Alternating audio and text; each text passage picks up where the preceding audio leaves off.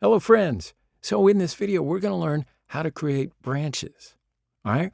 So branches are one of the greatest features of Git. Love branches. Going to save your life one day. So far, we've only been working on the one branch, and that is, of course, the master branch. So remember, when we create a new repository, what we're doing here is we're creating this master branch as well. When we've been making commits, we've been committing only to this master branch. Now, generally, master branches, it's going to represent the stable version of our code, and normally it's going to be the code which is released or published.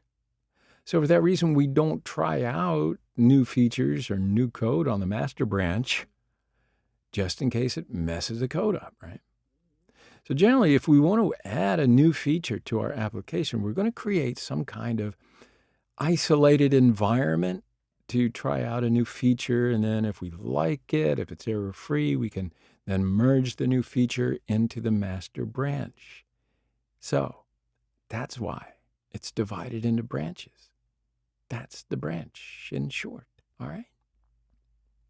So for instance, if we have some kind of new feature that we want to test out, instead of adding more commits onto this master branch, what we do is we make a new branch, which is already an isolated environment, all ready to test a new feature. So when we make this branch, we're kind of copying the state of the code in here. So we're copying this stable version onto this branch.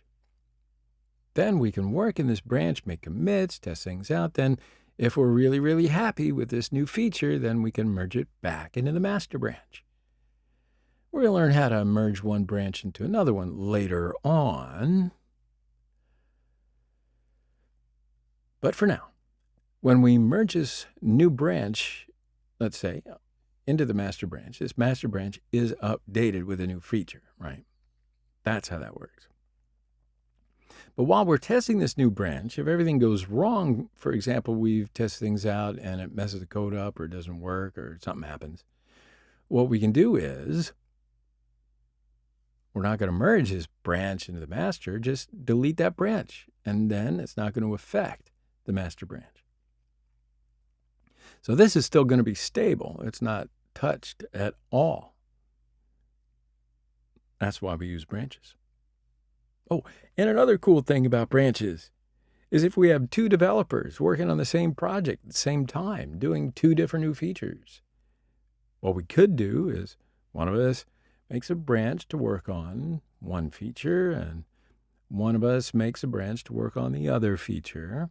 Then we can both work on the same projects at the same time without affecting each other. Then, let's say after we finish all the features that we're working on, if we're really happy with those new features, then we can merge them onto the master branch. So again, branches allow us to work on different features at the same time with different people. Very cool. So let's go back to the project one again.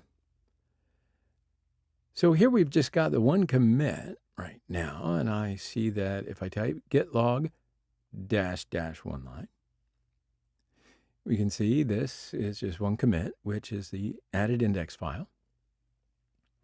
So we've added the index file to the master branch, and we're on the master branch right now. So in here, there's a command tool that says which branch we're on. Okay. So let's make some changes on the master branch and commit. So I'm going to create a h1 tag, and inside of it, I'm going to say git and github. Let's save it, commit it. So I'm going to say git add dot. So it's added to the staged area. Then git commit -m, and I'm going to say add title to the index file. Okay, so now we've got two commits. So now let's say git log --one line. Okay, see, we have two commits. Okay, so now I want to work on some kind of new feature, but I'm not going to start working on that new feature on the master branch, just in case it messes up the code somehow. So instead, I'm going to create a new branch, and then I'll be able to keep it isolated.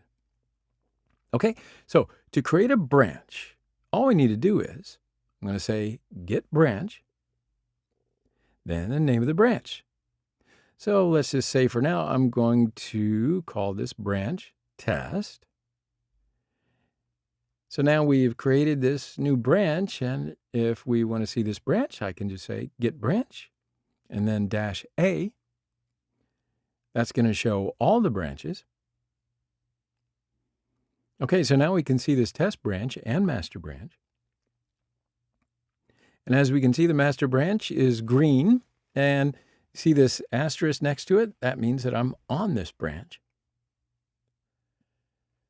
Now, if I want to be on the test branch because I want to work on a new feature on that branch, so I need to check out that branch.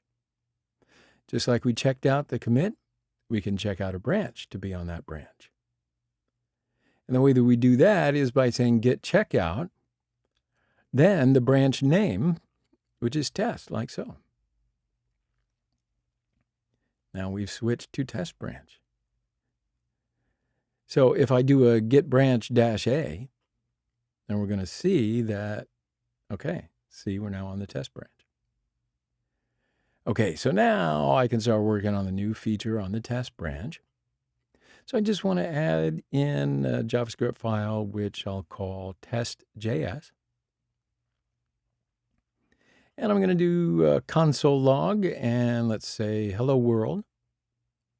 So it really doesn't matter. I mean, you can say anything, really. So then if I say git status, we're going to see that we've changed this file. So let's commit this file. And I want to commit this file to the branch. So to do so, let's add first, add it to the staging area.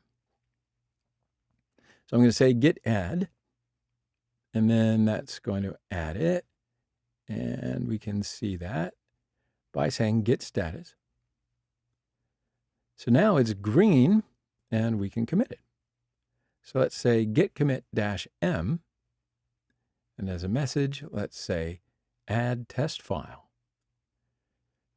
Okay, so what we're doing here is we're working on this new branch, and we're creating this new feature on this test branch. It's isolated, it's away from the master branch, and we've not changed the master at all. So how can I demonstrate that to you? Well, I can check out the master branch again. So switch back to it, and to do that, we'll just say git checkout master. So I switch back to the master branch, and you'll notice that JavaScript file is gone because we didn't edit the master branch, and it remains stable.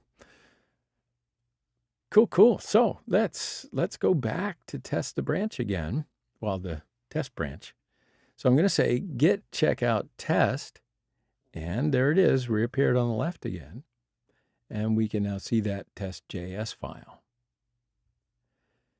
So that means we have created a branch and we started working on it. Awesome. So what if things go wrong and we just want to delete that whole branch and hopefully nobody ever sees that? All right, how do you do it? So to do that, I am going to go back to the master branch, and I'm going to say git checkout master. All right, so we're no longer on the test branch. Then we can delete the test branch. The way that we do that is by saying git and then branch -D, then the branch name, which is test. All right, so now it's deleted the test branch. So to prove my point, let's look at the branches again. Git branch A, and it's only going to show the master because we have successfully deleted the test branch. All right, so we created a branch, we deleted a branch. Now I want to show you about working on two branches at the same time. Whoa. So remember, to create a branch, you can just say git branch and then the branch name. Then right after that, we have to check out the branch to switch on that branch. So I want to show you a quicker way to do that. So instead, what you can do is create a new branch. You can just say git checkout, then -b, and the branch name. So I'm going to call this test1, like so. All right, so now we've created a new branch, and we have to check it out as well. So we don't have to perform those two steps separately. See that? Okay, so on this branch, I'm going to create a new file. I will right-click and create a file named test1.js. So let's say console log test1. I'll save it. Now let's add and commit this. So I'm going to say git add, then git commit, and I'll say add test1 file.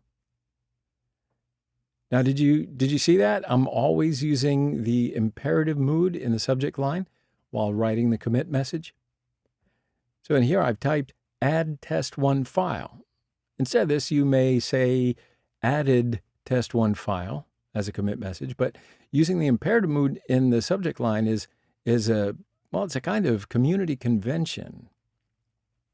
You know, using it is entirely up to you if you want to be ostracized. No, it's just the way things are done. And of course, you may add your commit message in the most descriptive way that you know how. Or you can choose the imperative mood. All right, so right now we're working on this branch, test1, and let's imagine that another person is working on another feature on, let's call it a test2 branch. Okay, so we'll create that branch. So I'm going to say git checkout master. And we don't see the test1 file anymore, right? Because that feature is in the test1 branch. And person 2 may not even want to see that feature, let alone have to see that feature. We don't ever want to even maybe know that feature exists. You know what? Focus on your own feature. So let's create a new branch for person 2. So I'll say git checkout -b, then the branch name, test2. And let's create a file over here. All right, so now I'm going to create test2.js. So that's my file, just like so. So inside this file, I'm going to say console.log, and it's going to be test2. So now let's save and commit this feature as well. So I'm going to say git add, then git commit, and I'm going to say add test2 file as my commit message. All right, so now you've seen me. We've added these two branches, two people working on one project, same time. Person 1 is working on some sort of something on test1 branch. Person 2 is working on some sort of something on the test2 branch. Neither one of them is going to affect the master branch. And we can see that by saying git checkout master. All right. So now we don't have those test files over here because we didn't touch the master. So we've got two separate branches that are as far away from the master as can be. Two different developers working on their own features, and only when they're happy with what what they've accomplished on their branches, can they then merge their branches onto the master. Okay, so if we'd say git branch -a, then we're going to see all these different branches. So we're currently on the master branch. We've got these two branches, test1 and test2. And of course, when they're finished and tested, we can merge all of them onto the master branch. And that's what we're going to learn how to do in the next tutorial. So we'll pause it right here, and we'll come back in the next lesson.